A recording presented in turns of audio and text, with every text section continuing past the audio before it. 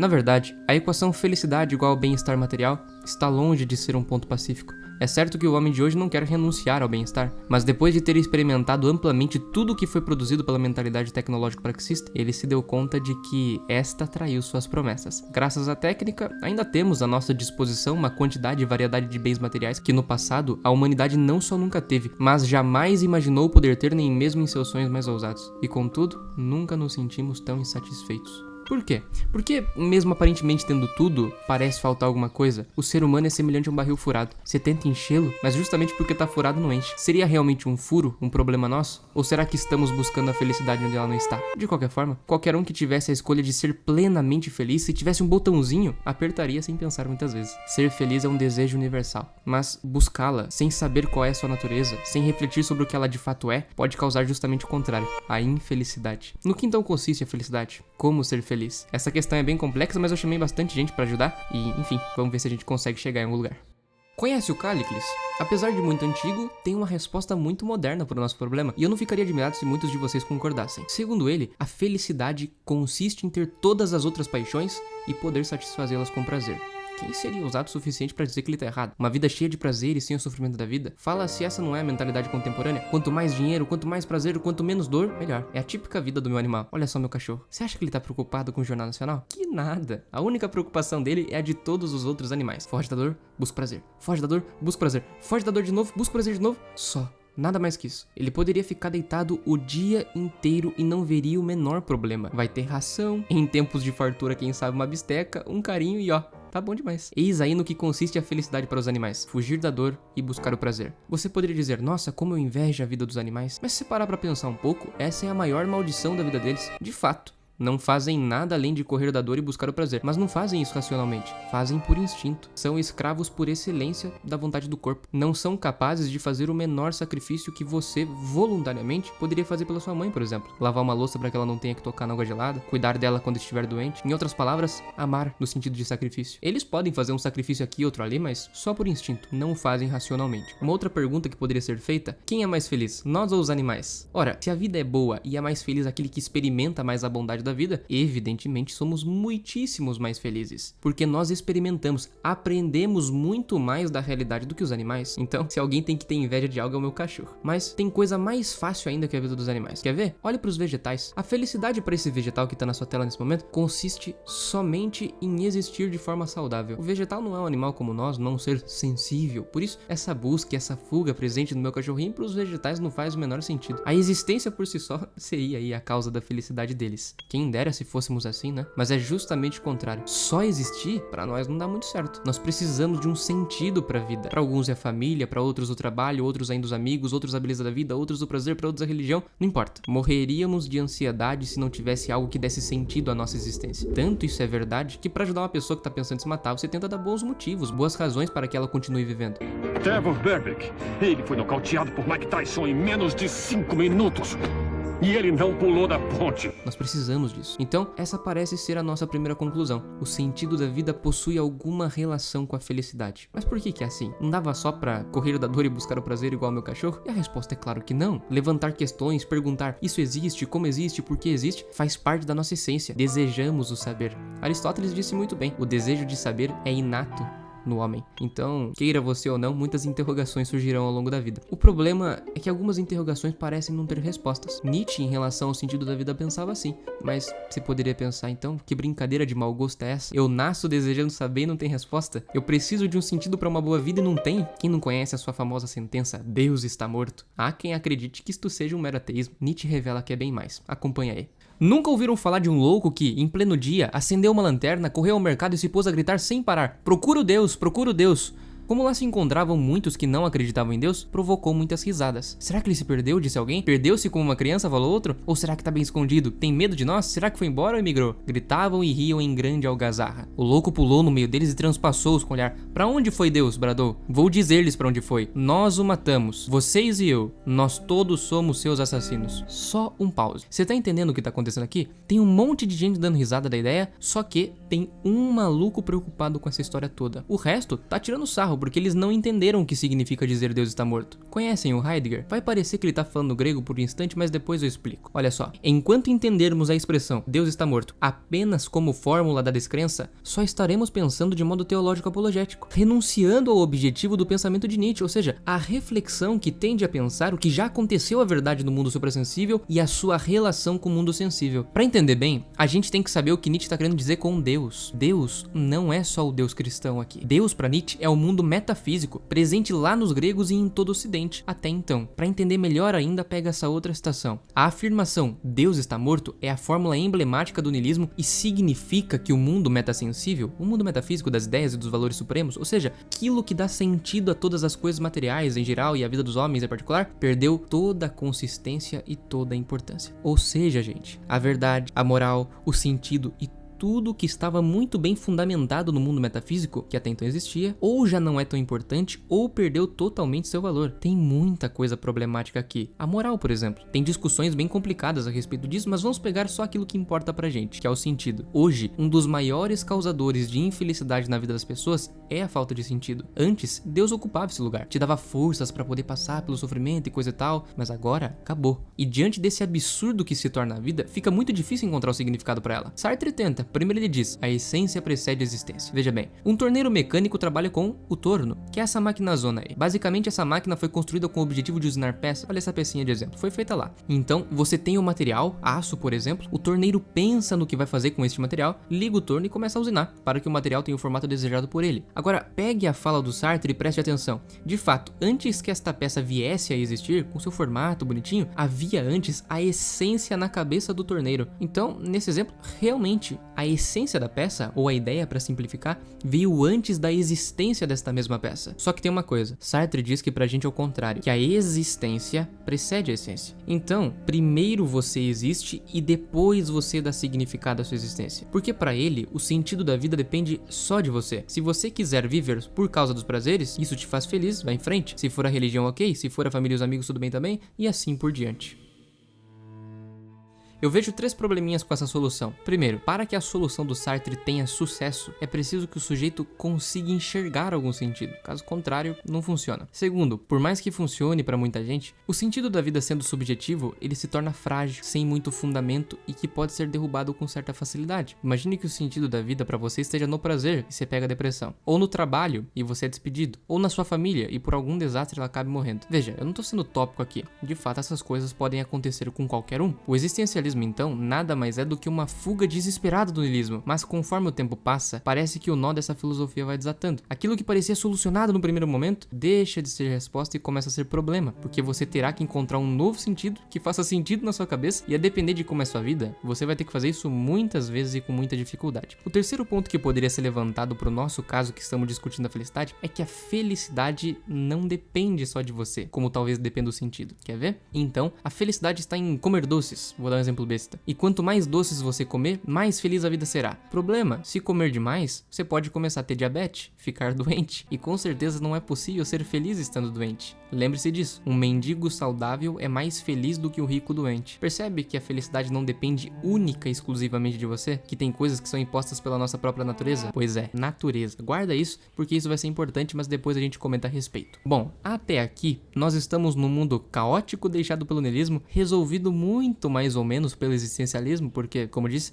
a solução dele não funciona para todo mundo. Para os que funcionam não é aquela resposta que você fala, nossa, que coisa brilhante, e muito menos resolve o problema da felicidade. Também não tô dizendo que ele queria resolver, tá bom? Só tô demonstrando a tragédia da nossa situação. E aí, diante desse sofrimento todo, como é que faz? Só pra gente não se perder, até aqui nós chegamos a 2 conclusões. Primeiro, se a infelicidade vem da falta de sentido, então, para uma vida feliz, é preciso que ela tenha sentido. Nós vimos que o existencialismo parece não resolver tudo, sendo assim, buscaremos outras respostas ao longo do vídeo, porque o sentido da vida parece ser essencial para uma vida feliz. Segunda conclusão, o sentido da vida não é suficiente para alcançar a felicidade. É essencial, fato, mas outras coisas são necessárias, como por exemplo o que a gente acabou de ver, que é a saúde, algo que é imposto pela nossa própria natureza. Nós temos agora que tentar escapar dessa situação trágica em que nos encontramos. E você poderia pensar em algumas soluções, por exemplo, para pensar comigo, se a vida é sofrimento, será que a felicidade não está em diminuir esse sofrimento? Ou seja, na verdade não seria muito bem uma busca pela felicidade, mas sim uma busca para uma vida menos infeliz. Talvez. É uma visão bem triste, mas se o mundo é esse caos, Poderia ser. Ou poderíamos pensar de outro jeito ainda. É verdade que a vida tem seus sofrimentos e tal, mas também tem suas alegrias, elas não podem ser descartadas. Ouvir uma boa música, ter amigos, comer, dormir, tomar um bom banho, viajar e tantas outras coisas são coisas boas, são prazerosas. Será que a felicidade não estaria em experimentar o máximo dos prazeres da vida? Bem, essas duas ideias que apresentei pra vocês têm nome: budismo e epicurismo.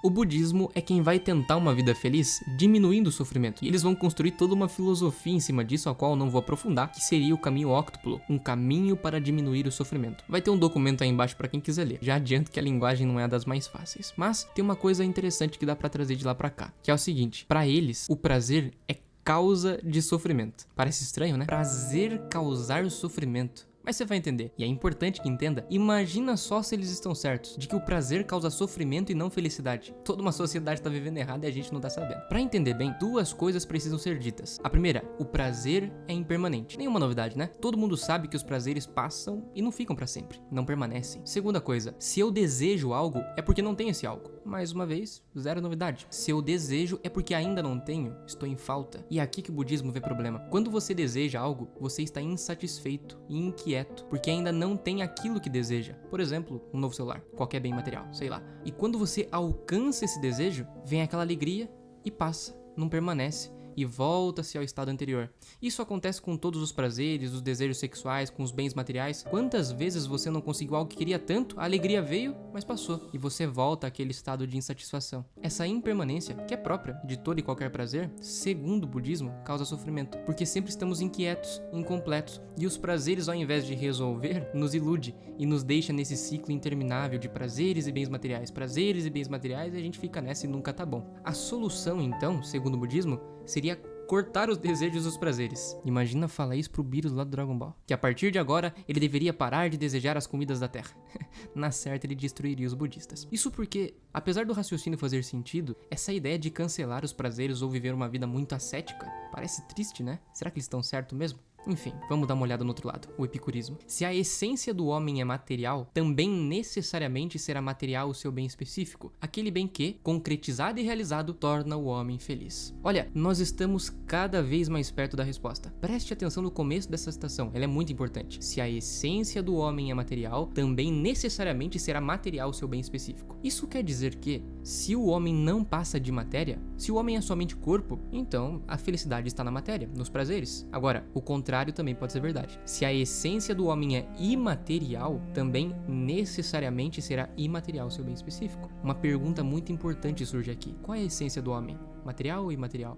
Um outro jeito de perguntar, qual a natureza do homem? Esta pergunta é a chave para saber onde se encontra a felicidade. Para Epicuro, a essência do homem é material. Ele não acreditava em deuses ou no mundo metafísico e por isso, para ele, o nosso maior bem é o prazer. Mas a palavra prazer aqui não é no sentido em que nós estamos acostumados. Para Epicuro, prazer é a ausência de dor, a ausência de sofrimento. Então, uma vida muito estressante, com muitas perturbações, como por exemplo na política, se você quiser ser feliz, sai fora. Além de fugir das perturbações da vida, Epicuro dá um passo a passo para conseguir uma vida feliz. E são 3 no total: prazeres naturais necessários, prazeres naturais não necessários e prazeres não naturais e não necessários. O primeiro, basicamente, é comer quando se tem fome, beber quando se tem sede, enfim, prazeres naturais necessários. O segundo seria comer alimentos refinados, bebidas refinadas, enfim, prazeres que são naturais, mas não são necessários. Você não vai morrer se ficar sem. Por último, viajar, ter honra, sucesso, poder, acumular riqueza, muitos bens materiais, ou seja, prazeres que não são naturais e não são necessários. Basicamente, a vida do meu cachorro com um toque humano, só que com um detalhe a mais: a moderação. Então, Epicuro não tá falando se jogue nos prazeres e tá tudo certo, porque senão você vai cair no vício. Sendo assim, procure ter o máximo de prazer possível,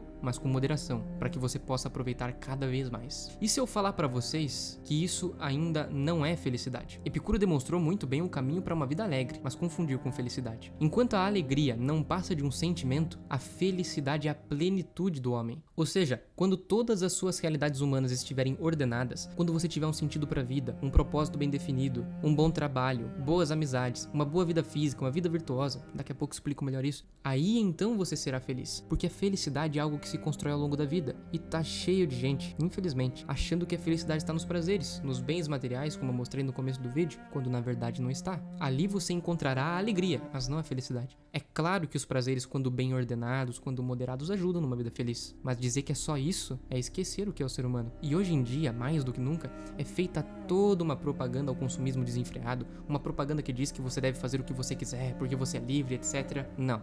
Esqueça isso. Mais cedo ou mais tarde, se você trilhar esse caminho, você vai descobrir que essa coisa que eles chamam de liberdade é no fundo o caminho mais rápido para a escravidão. Não confie cegamente nas suas vontades. Um dos seus maiores inimigos é você mesmo. Até esqueci de citar. Aqui nós já estamos no bom e velho Aristóteles. Para o nosso bom grego, a felicidade está na contemplação da verdade através de uma vida vivida nas virtudes. Você vai entender. O nosso bom grego mostra então como faz para ser feliz. O bem do homem só pode consistir na obra que lhe é peculiar, ou seja, aquela obra que ele e só ele sabe realizar. Assim como em geral, o bem de cada coisa consiste na obra que é peculiar a essa coisa. A obra do olho é ver, a obra do ouvido é ouvir e assim por diante. E a obra do homem?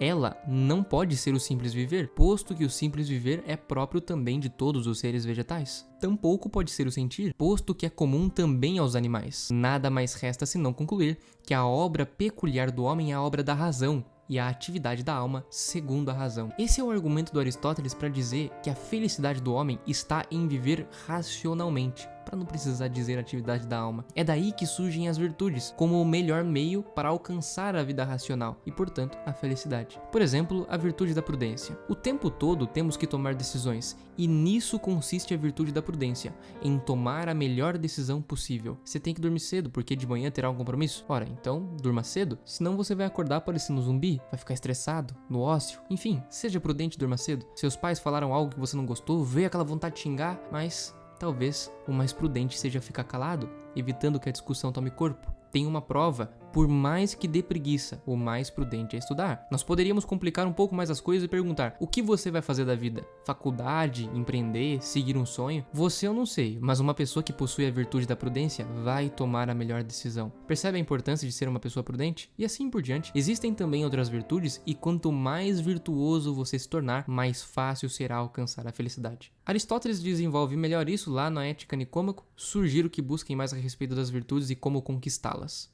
Até aqui, eu acho que essa é a melhor resposta. Mas nós ainda temos alguns probleminhas. E quem vai expor isso é um filósofo brasileiro chamado Mário Ferreira dos Santos. Olha só. Mas um ato de virtude não nos dá logo a felicidade. Nem mesmo uma vida inteira, reconhecia ele, Tomás de Aquino. Há desgraças entre os momentos, infortúnios que surgem, azares que transtornam as vidas, conspirações de condições e, além disso, o escândalo constante dos ímpios triunfantes e a opressão sobre os justos. Tais fatos podem enfraquecer o descrente, que na descrença se abismará. São tantas as circunstâncias de que depende a felicidade, que esta e a virtude marcham isoladas muitas vezes. Esse é um comentário do Mário Ferreira dos Santos a Tomás de Aquino a respeito da felicidade. Segundo a interpretação dele, mesmo vivendo as virtudes, a plena felicidade que desejamos não pode ser alcançada, porque ela depende de muitas coisas. Olhe para sua vida, quantos imprevistos, quantas dificuldades, quantos problemas para resolver, e é por isso que para Santo Tomás de Aquino, nessa terra nós só podemos alcançar uma felicidade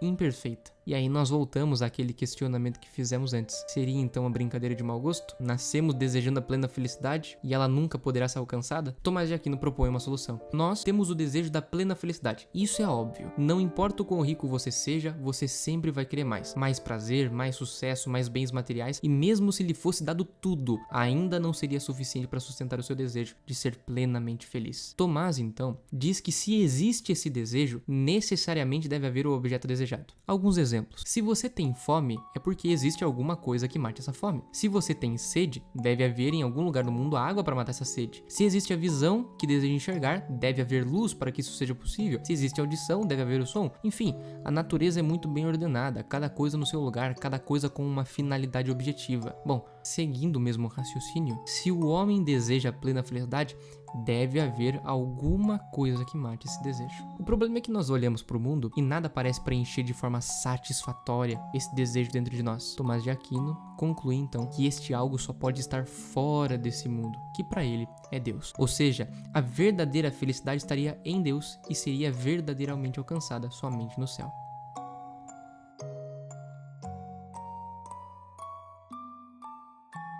Bom, gente, por hoje é só.